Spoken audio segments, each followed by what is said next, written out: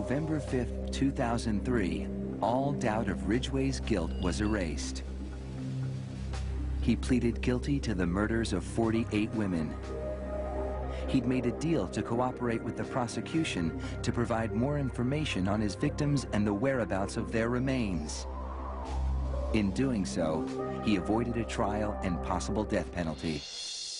Mr. Ridgway, how do you plead to the charge of aggravated murder in the first degree as charged in count 1 for the death of Wendy Lee Caulfield?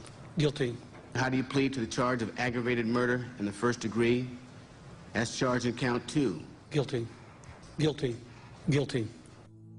It's like he didn't have any remorse at all for what he had done.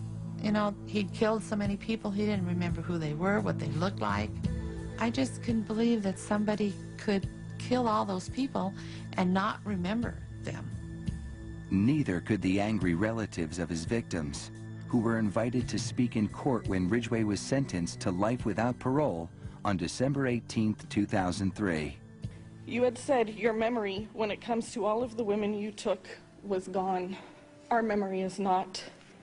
In your words, you said that they didn't mean anything to you, but she meant everything to us. She was a mother, she was a wife, she was a sister, and we miss her. Gary Ridgway sat there stone-faced as victims' relatives damned him and mocked him. He's an animal.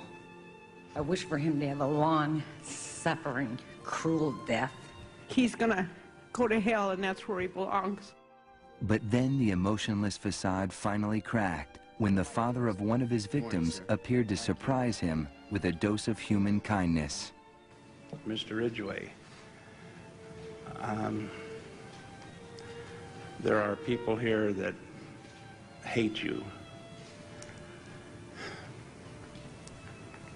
I'm not one of them. You've made it difficult to live up to what I believe, and that is what God says to do, and that's to forgive. You are forgiven, sir.